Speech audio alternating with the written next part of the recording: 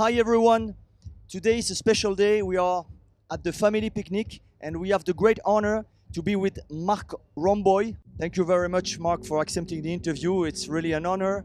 Hello Jean, how are you? I'm fine, thank you. And you speak good French, by the way. Un peu. Je parle un peu. Ein bisschen. C'est vrai. Marc, we would like to go back in time a little bit and want to know at home when you were a young boy or maybe a teenager, what was the kind of music your parents, the family, were listening at the time? When I was 5 years old, I had already my own stereo with turntable, radio and cassette recorder, and I took all the records of my parents, and next door there was a pub with a jukebox. And every month, the jukebox, they changed the records, and I got the records. Okay. Because otherwise they would have thrown them away. So there was this little mark, and the guy said, yeah, you can have them. 7-inch records. 7-inch records, correct. The ones you put into a jukebox, you enter some coins, and then it would play. And yeah, that was the beginning, how I got in touch with music, and I listened to the entire collection of my parents. And yeah, there was also electronic music already, like Pink Floyd, Jean-Michel Jarre, Kraftwerk. So it was a pretty logical story that I ended up with electronic music myself. Okay, about record, about vinyl, we are very attached to this support. What is your connection with vinyl, with the records? Well, when I was a child, there was no internet and no Spotify and no Apple Music and no iTunes. So the only possibility to listen to music was buying records, buying cassettes, or buying empty cassettes, and then you would record from radio shows. So I had the great privilege that I still live in a town very close to the Dutch border, and in the Dutch radio stations they played music which was released in the Netherlands much earlier than in the rest of Europe. So I was also an early adapter without knowing it, but it was really good because I always recorded the Hilversum 3 radio shows. They were really good and very dynamic radio moderation, talking, very dynamic playing of the tracks, already a bit like a DJ is playing these days. Yeah, and that influenced me a lot. And of course, the Ben Liebrandt Grand Mixes, oh my god. I just listened to one when I flew back from, I was just in Mongolia, and it was a long flight from Mongolia back home. And I had some Ben Liebrandt Grand Mixes downloaded on my phone. It was good fun to listen to them again. I can really recommend it. They're all on YouTube. Yes. Really nice. Okay. So all the hits of 1 year in 1 hour mix. Okay. We are very interested in this era because it was so special for us and for a lot of different people. The end of the 80s and the arriving of, house music, acid house, new beat, and so forth. Right after, let's say, Italo disco and new wave, you have this new sound coming up. What was your reaction when you first heard house music, new beat, acid house, and so on? I remember the first time I bought, I think it was in 85 or 86, I bought a compilation called Acid Inferno Volume 1. Yes, I've got this one. Records. Yes, I've got this one. With a smiley on the sleeve. Yes. So I put the record needle on the record, and I thought that this must be music from aliens. So I was like, wow, this is different than anything else I have listened to before. Okay, I knew breakdance, I knew Italo disco, I knew Chicago house, but it was completely different. And this is also the reason why I called my latest album on Carl Cox and Chris Coe's label Music Made for Aliens. Because I wanted to pay them something back they maybe like. Oh yes. So when there's Apollo the next Apollo starting. Hopefully they take my record and put it on the Apollo. Okay.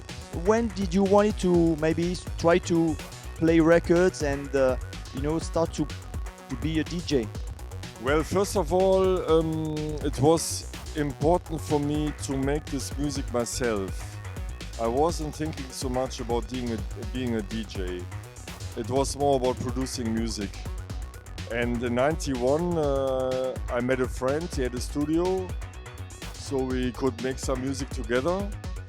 Well, and then once you have released a few records, the first requests arrive. Yeah, and then how can you perform? You can perform live, which was very difficult at this days. I just met ScanX a few days before, and he was playing live in the 90s, which I really I respect that a lot because it was much more difficult.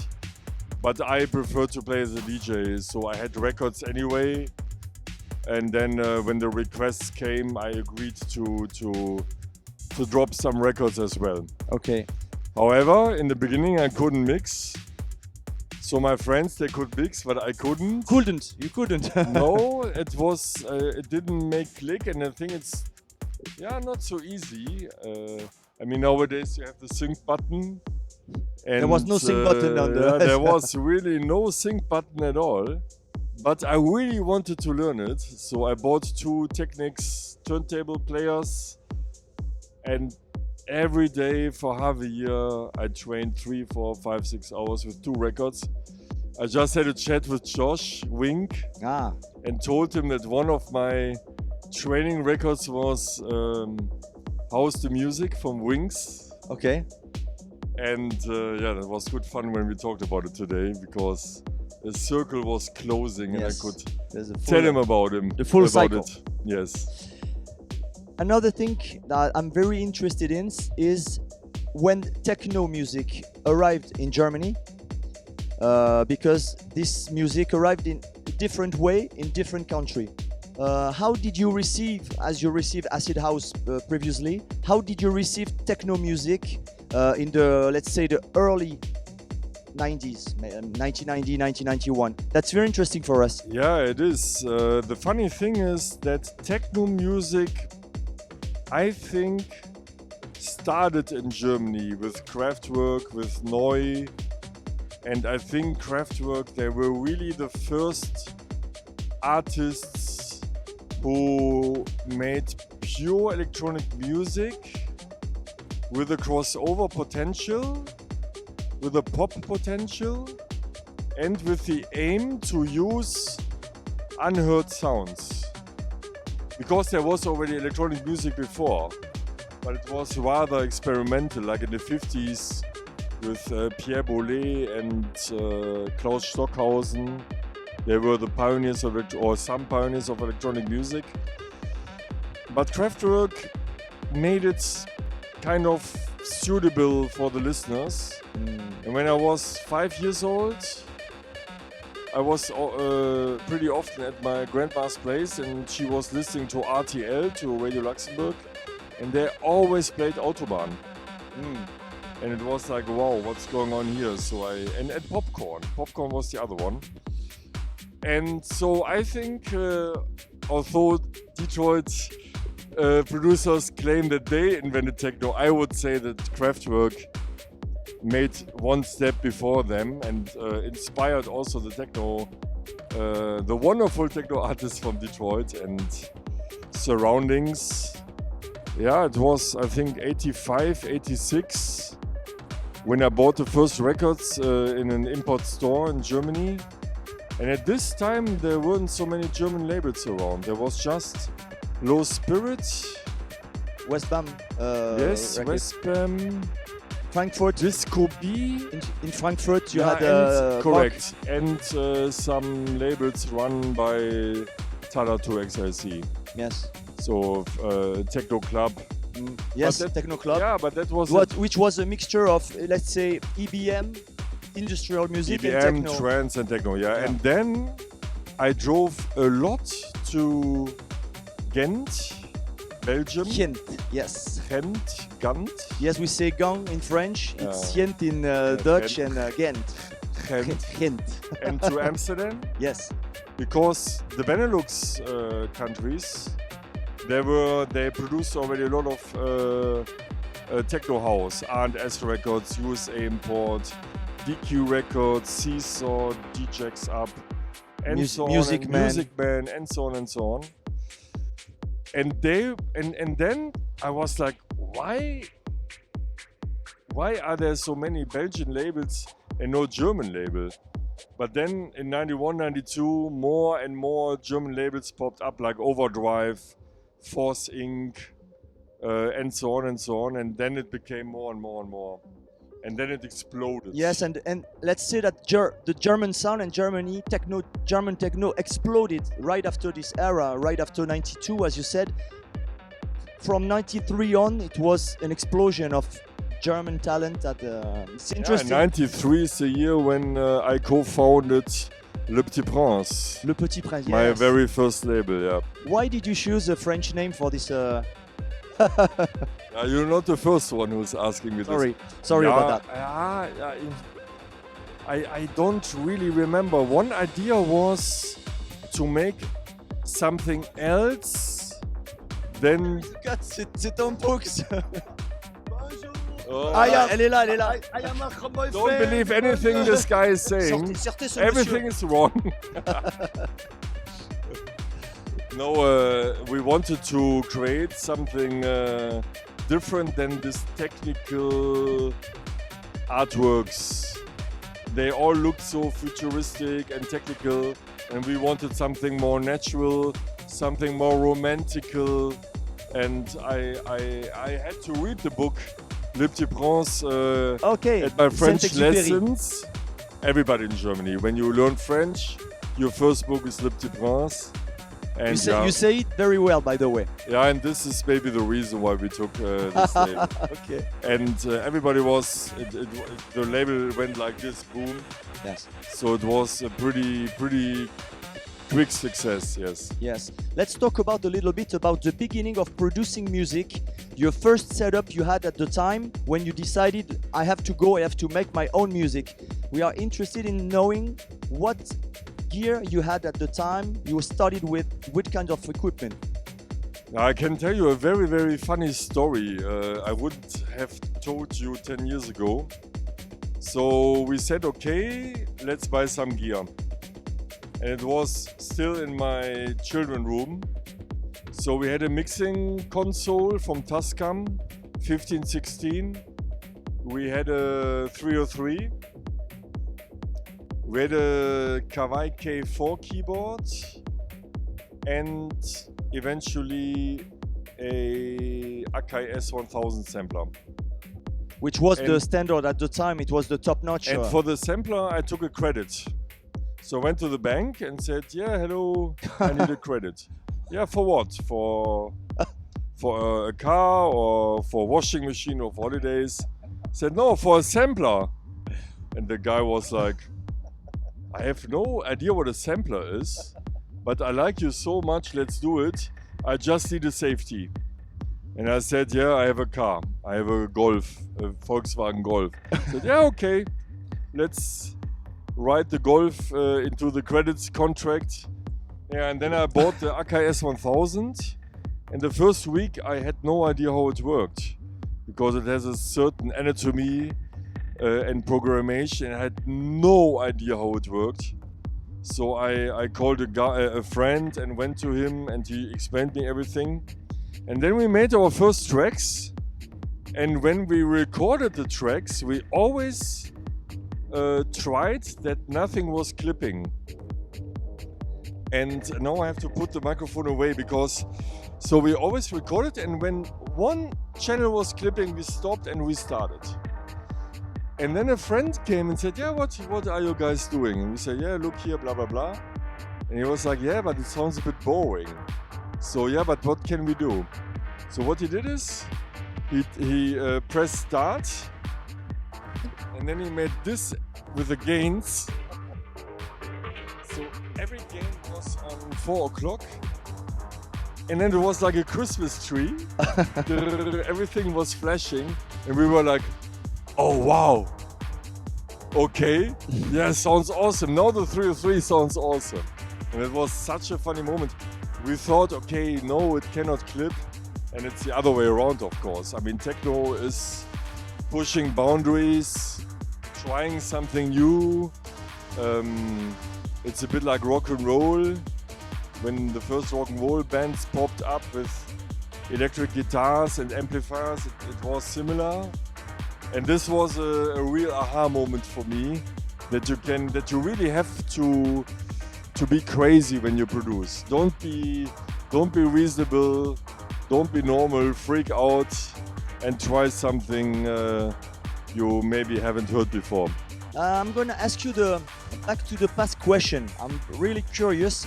Let's say that you're in the DeLorean in Back to the Future, you know, the car, and you can program a time and a place in the past, lived or not. Where and when would it be? What would you choose? We have one choice. Yeah, it's an easy choice. I think in 1987, I went to an acid house party in Krefeld, which is near Düsseldorf. And there was this club called Königsburg, which means the castle of the king. It was a big room discotheque, and it looked a bit like a gallery. The building is not existing anymore. It was a pretty cool, hip club at that time. And there was this acid house party. I even don't remember who played there. Maybe English or artists from the UK? I have no idea. But in our area, Cologne, Düsseldorf, there was already a huge hype with acid like in Manchester or Ibiza. So we went there and there was a queue. I've never seen such a queue anymore. It was one time around the block. Crazy. And I would like to visit this party again. And catch the vibe. Because it's just in my memory, but of course it would be very nice to experience this again. But yeah, maybe, who knows? Okay, let's dream about it. Let's talk about today. The question is a bit wide, but I would like to know, what do you like in electronic music in general, in the electronic scene or in technology? Something really positive you find in this particular era, 2023. Yeah, that's pretty easy to answer. In 2023, everybody is able to unfold his or her talent. So you have to be in mind, in 1980, it was very, very expensive to buy gear. So for one example, the first sampler, the Fairlight CMI sampler, Art of Noise and Kate Bush and others used, cost $100,000. And when I went to the bank in order to buy my Akai S1000 sampler, it costed something like $5,000–6,000. And nowadays you theoretically just need a personal computer. There are so many free plugins, and when you are 14, when you are 15, and you are a computer nerd who wants to make music, et voila, you can make it. And this is also the next step of democracy in combination with capitalism. Because as I said, Kraftwerk, for example, as far as I know, they had some money they could spend. Or Jean-Michel Jarre or other people. I think they didn't have poor parents, let's say it like this. Yes. So maybe they worked for themselves too. I don't know. But anyway, for me it wouldn't have been possible. And this is an aspect I really like. So we are living in an age where we can release the highest potential of creativity if we do it. I mean, we have to do it. Yes. But take Avicii as an example. I mean, he didn't make my kind of music, but it was, I mean, this track Levels is such a hooky track, and it's a genius track. I wouldn't play it, but I recognize the genius factor of this track. And I think he started like this. I think there was even one video tutorial where he showed a plugin which was a crack. So you see, and back in the days you would have to pay for everything, and this is not the case anymore, and this is an aspect I like a lot. Okay, dependent of this question, it's just to be constructive, but to make a statement, what in the electronic scene of today you tend to dislike, or you think it's not positive? I dislike nothing. Okay. Everything is what it is, and it has two sides. Of course, I could now say, yeah, all the DJs and artists who have a focus on Instagram and TikTok, followers and likes, where's their substance, what are they doing? Also promoters who are just booking these artists or mainly booking these artists because of follower numbers. But it is what it is. It's a different generation, and I accept it and I don't judge on it because we're living in the year 2023. The only thing I hope, and this is a question, it's more a question about our society, it's not so much a question about the music scene, is that we will not make the mistakes to be influenced too much from algorithms. We should listen to our heart. And I talked about this with many people, and especially producers who have a substance, like Josh Wink, like Scanex, like Laurent Garnier, and all these people who really have a massive discography instead of, astronomous follower numbers. They all would agree, I would say. But it's not only about the music, we have to be careful. Because the algorithms are becoming more and more and more influential. And we are heart people, we are emotional people, and the algorithms don't know anything about emotions. So we have to be aware of this. And I can just say to everyone who's watching this video, please, when you listen to music or when you find new artists, listen to your heart and don't check the follower numbers. They don't count. And everybody of my colleagues would instantly agree. Okay. Do you have, Marc, a memory of the, I won't say the best gig, but maybe the more special gig you have ever been in? Something really special, you know, or awkward, let's say. Ask maybe emotional. That's maybe a good question. Emotional show. Yes, let's put it this way. Yeah, there are a few, but maybe one of the most emotional ones was my ballroom classic concert in Dortmund, where I remixed Claude Debussy. You can see it on Ballroom on YouTube still. Yeah, we will make the link. And there's one moment when all the violinists are really speeding up. And in this moment, I really thought that I would be on a cloud. So, like blown away into the sky.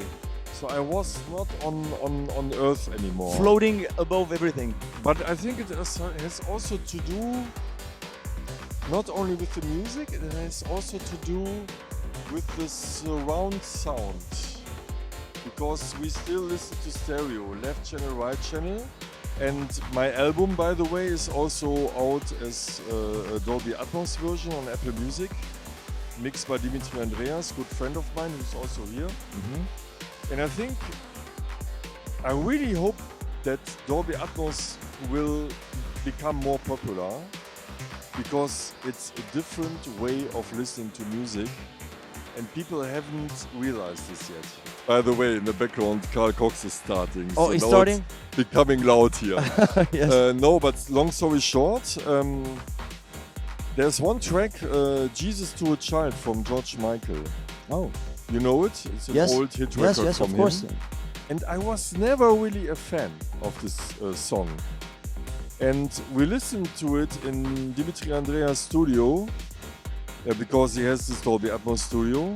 And it was, the song I listened to the song in a completely new way, and it really blew me away. So it's a new level, and I mean in the 70s Quadrophonia failed already once. So I really hope that it's going to work this time, because it's a next step of listening to music. It's overwhelming, but it's wonderful, and yeah, please listen to my music on Apple Music, to my album on Apple Music. It's a different way to hear it. The question millionaire. I give you 1 million euros now. What would you do with it? Boah, what a question. Money was never the main thing of my life. I don't know. I have no creativity when it comes to this. I just want to make music. I have something to eat. I don't know, to be honest. Okay, it's your answer. I'm very curious. With which artist would you dream to collaborate with? Let's say that the artist is, maybe it's a dream, he's dead or whatever. And the second aspect of my question, an artist which is alive and it's possible, maybe it's on the future. The dead artist is very easy. Johann Sebastian Bach. He's the most influential composer of all times, I would say, at least in the Western world. Even Kraftwerk, Beatles, everybody was highly influenced. And people who are living, oh wow, that's a good question. Well, one person unfortunately died 1 week ago.